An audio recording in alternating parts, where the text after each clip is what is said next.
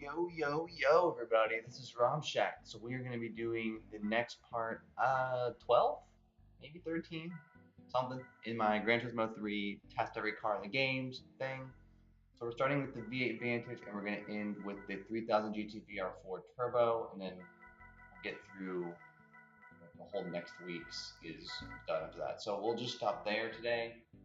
Um, yeah, so let's go ahead and get started. This is the Aston Martin V8 Vantage. So yeah. All right, so here's all the stuff. See what I did. And in case you'll need a refresher, I'll do the records for this one. The 77B is clearly the best car I've driven so far by a pretty considerable margin, and then everything else kind of tapers slowly, but it's still really good. And so yeah, if I basically break 240 with any car, we're gonna be good. So thank you guys so much for subscribing and for support. These videos are super fun to make, and thank y'all for just the continued support with the Like the Win videos and the Epic Race Series videos with Gran Turismo. I plan on keeping doing those just because the AI does stupid things pretty much in every video. Like, something I'm not expecting pretty much happens in almost every video, which is really bizarre. So, for those of y'all who are new to the channel, I make Gran Turismo videos and PS2 videos and Dynasty Warriors 9, which I haven't done in a while, and Overwatch, and Halo, a bunch of stuff like that. But this little mini series that I'm in right now has been pretty popular, which I am honored that y'all like these videos. Basically just tune up every car, trying to get whether switch to the 6th gear for the first turn, and then near the red line by the end of the max speed test. And I just take every car and do the max speed test for the first time with y'all. I get the gears generally in the area in the just car settings test course area where you can like go into the garage and test out every car. Basically how I did this. So yeah, here's the Vantage. Not as good, but it's still very good. So that doesn't make sense. So it didn't get into its highest spot, but still did really well. And I've used it in a Like the Win race, so check out that video too. So now we have the Chevrolet Camaro race car based on the SS. All right, so here's the stuff for this one. Looking good. I love how the race cars in this game have that downforce and just the downforce upgrades automatically, which is just so good. In some road cars, but I don't really know why certain cars don't have that ability, and some of them do. You know. So this Camaro is based on the SS, based on its headlights. You can see that it's pretty similarly the Camaro SS, but it's good. Not as good as obviously other cars in this class, but it holds well. Definitely you can see the taper off when you switch to the 6th gear. That happens a lot with a lot of race cars in this game. They just are very clearly gearing them towards acceleration, not top speed. I mean, that's what most race cars are not going to be on a test course. Most circuits are not just a giant circle, oval situation. So that's why like every race car in this game kind of has that similar characteristic. But yeah, so thank you guys so much for watching these videos. I'm gonna keep up commenting, but I just want to say thank you a lot at the beginning. That's when most people are still watching. So thank you guys so much for the support and for watching these videos. They're really fun, and I really like just kind of comparing every car in this game. So it's been pretty surprising. A lot of cars have been faster or slower than what I was expecting, and that's pretty fun to see. So yeah, the Camaro kind of makes sense that it's not as fast, so it did okay though.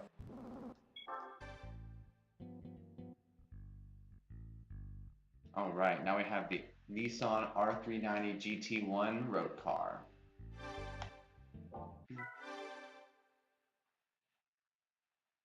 All right, so here's all the stuff.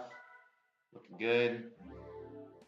Interesting thing about the R390 GT road car was the front is higher up than the back, or it's higher on the little stats. I don't really know what those stats are, but it's higher up.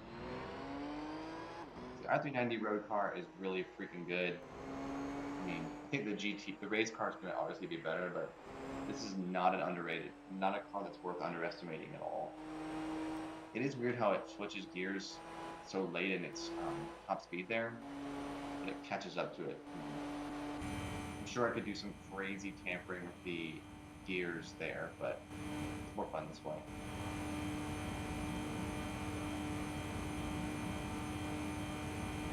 That sounds so good too. Well, I feel like a lot of the Nissan in this game, when they're tuned up, they kind of sound like this. So maybe that's just unoriginated of polyphony there. Car is very sensitive to turn too. I don't know if y'all just thought that. I literally just tapped the joystick and it was like, hey, they're flying off the road.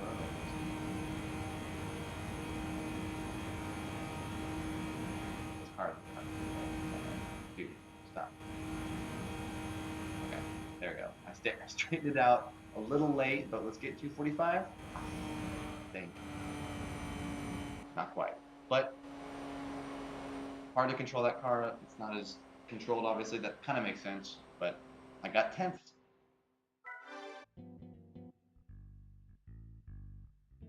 All right, now we have the Toyota Altezza LM race car.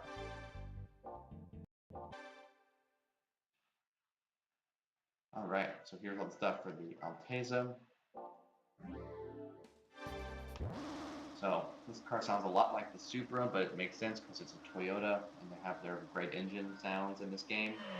So I'm all about it. This is the first car to have over 1,000 horsepower that I've tested in this for y'all. But I don't think that's gonna be super amazing with this one. This car is good, but it's not the 787Bs.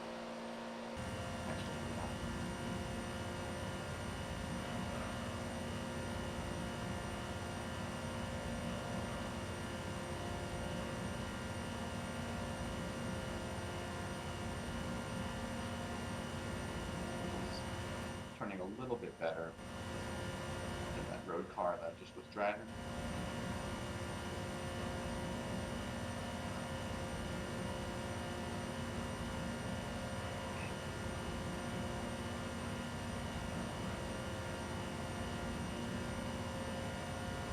Tell that the race cars just handle so good in this game. It's so simple. They don't go as fast, but they have really good top speed, or they have really good handling. So it's like, which one do you want? When you do like the win races, you kind of have a choice of both. So top speed isn't as good, 332.1, but it feels good to have a car with good handling.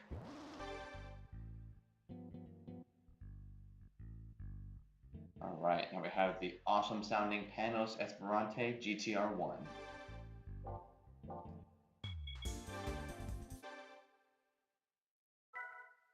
Alright, here are the stats for this one. Looking good. This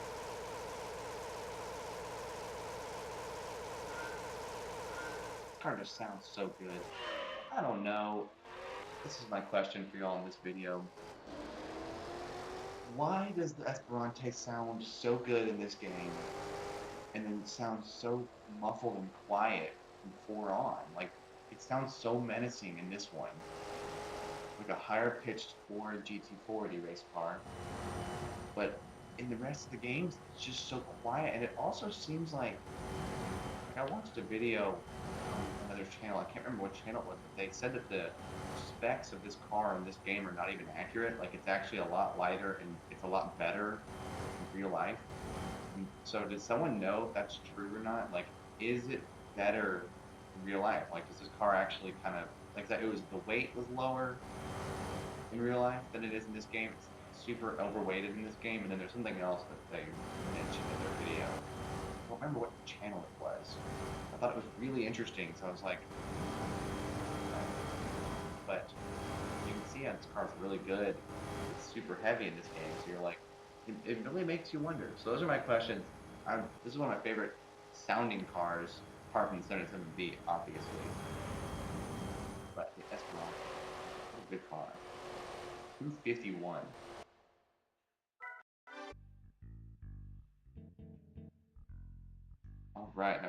Arta NSX.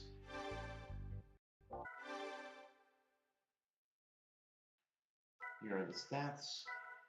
I actually use this car a whole bunch, so I'm impressed that it still has the same horsepower as the Raybring and the Castrol Mugen is, I think, a little bit better than these two, but it's interesting how the Arta can still retain its power, despite the fact that I've used it for over 1,000 miles in this game. I've used it for a lot of races. I mean, you can go back, check out my playlists on my Gran Turismo 3 playthrough, because I played the crap out of this game. I got every prize car that wasn't a duplicate. Well, I got some duplicates just to win more money, but then I got every car you could in this game.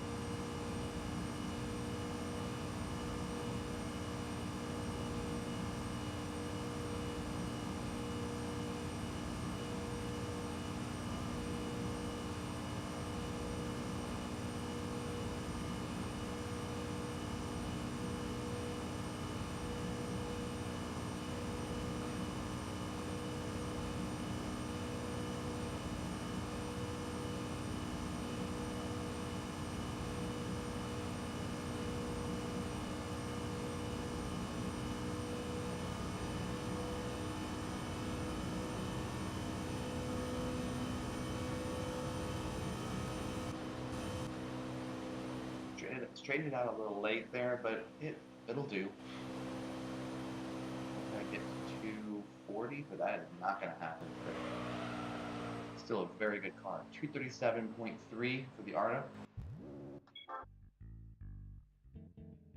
All right, now we have the Raybring NSX.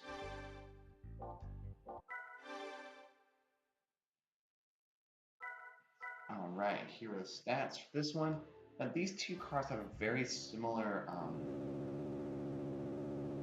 everything, because they're really similar, but I tried to, I don't remember if I actually did it, but I know that originally I set them slightly different from each other just to kind of see if it affects the top speed a lot. So I don't remember, because I tested these cars a couple days ago before I recorded this video. And I'm publishing the video a different day, so yeah. But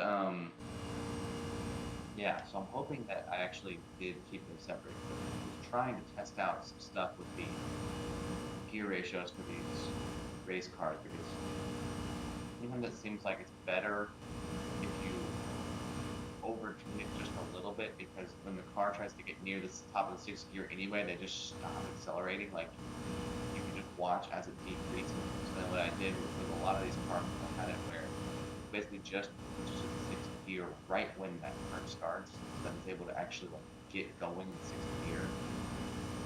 I don't know if that actually makes a difference. I mean, that's, of course, there's so many different ways you can tune these cars. That's the fun of it. And I've seen a lot of videos, people tuning these cars a little bit differently than me. But that's just one of my ideas. I basically try to, if the race cars utilize, when they first switch to a gear, they go faster. And that was my goal. So yeah, that one I changed the gear up slightly, and it is a little bit faster than the Arta, so. All right, now we have the Dodge / Chrysler Viper GTS-R Team ORECA.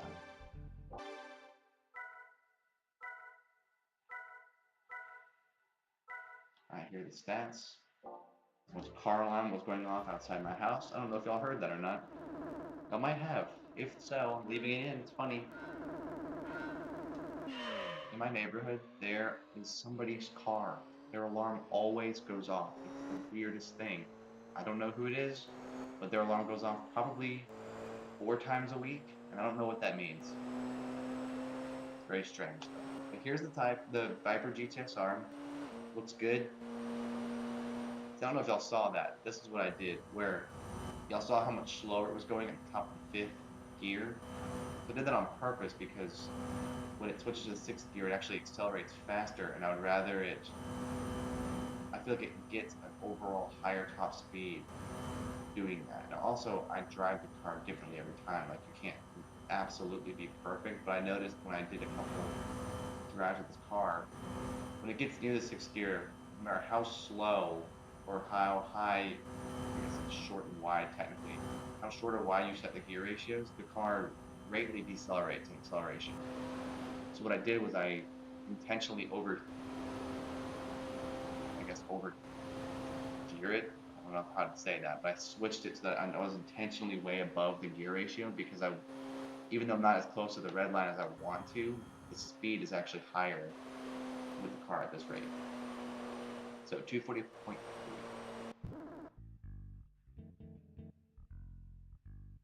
All right, now we have the Chevrolet Corvette C5R. Here are the settings for this car. Looking good. I really like that they included the C5R and the Viper ORECA because they pretty much are rivals in this game, and it's awesome. I think it's just really cool that they did that.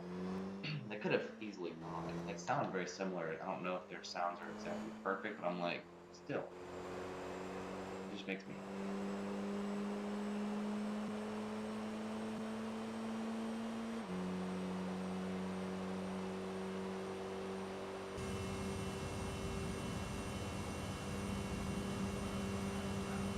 This car, I don't know if I've noticed, but the C5R, it doesn't slow down when you get near the red line going into the sixth gear with this one. Like I feel like I noticed it with the Viper more.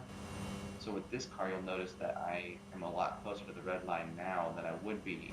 I didn't overgear this one.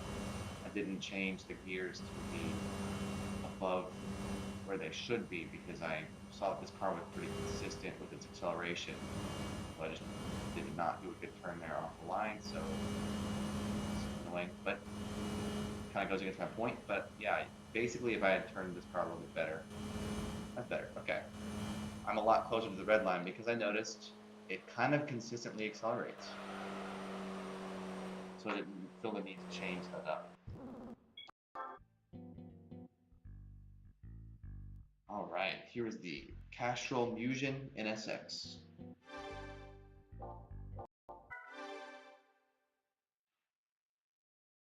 Here are the stats for this one. Looking good. Notice this car is a little bit faster for me than what I was expecting. I kind of expected the Mugen, the Arta, and the Raybring to all be like exactly the same. But notice that with the Mugen, it's a little bit faster. And so that's my next question of all the questions. I haven't really asked that many. Is y'all's Raybring, Arta, and Mugen NSX all the same horsepower? Or is someone's different? Because my Mugen is a little bit higher. I'm curious if that's just because of something I did to make the car a little bit better. Maybe it's a prize car versus not a prize car, because the Mugen I bought, but the Raybring and the Arta I won. So I would be very surprised if the bought version of this car, because you could also win it. I didn't win it though. I never won this car in a race because it was only available to win in like endurance races. I don't want to deal with that. But with this car, it's faster. I don't know if that's because I bought it. So let me know in the comments if you know why certain cars that seem like they would have the same exact power don't. This one.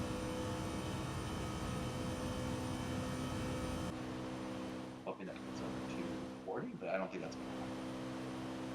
Maybe 238, 7. 237.7. Not bad. Right. Alright, now we have the Skyline GTR V-Spec. This is not the V-Spec 2. So stats, looking good. This is weird, this road car has the downforce upgrade. I don't know why, but it does. This is the V-Spec, not the V-Spec 2, so the V-Spec will be in the next week's video. But, yeah, this car is good. This is the one that, I think this is the one that's always in the Like the Wind race. I can't remember if it's the V-Spec or the V-Spec 2. I think it's just the V-Spec. But, yeah, this car is freaking awesome. It's amazing how much faster it already is going from the tuned up version that's in Like the Wind. Because obviously they don't change the gear ratio, so max speed in that is like 228, 229. But obviously when you control the car yourself, you can set it up for the way that it's supposed to be, which is what I'm doing now. So it's already 2:30. Not even in the red line, so it'd be great if the AIs could, every once in a while, just to throw everybody off, change the transmission gears. Like imagine if you, I mean, I've been playing the Like the Wind race so many times, like probably 100 times I've done that race. And wouldn't it be funny if one time I do it, Sonda has like a 250 top speed. I'm just like, what the heck? That would be awesome. But they did not do that. 245.1. Very good.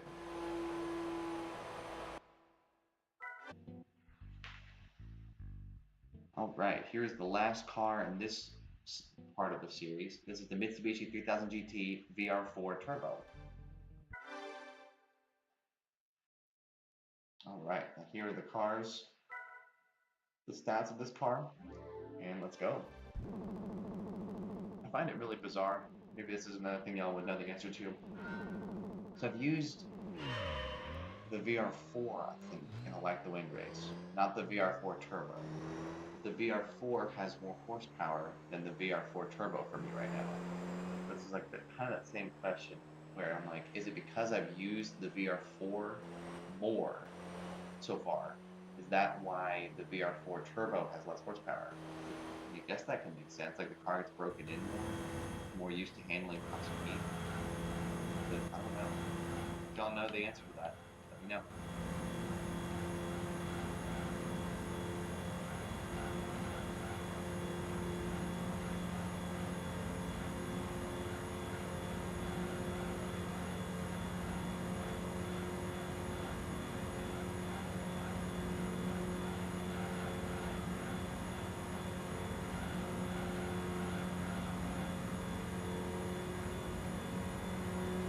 Red line this car. I hadn't done that with one yet. I had done a lot of tries with this car though, and it was so difficult to get it to, like I would have to make the gears so much lower. This car is so good. Oh my gosh. 259.8. Just like that. So now I'll go ahead and show you all the values. Didn't have a lot of change this time. 77B stole the top. The 3000 GT picked up the spot, and then the Esperante and the Skyline. So didn't change too much, but still good. Thank you guys so much for watching, and be sure to like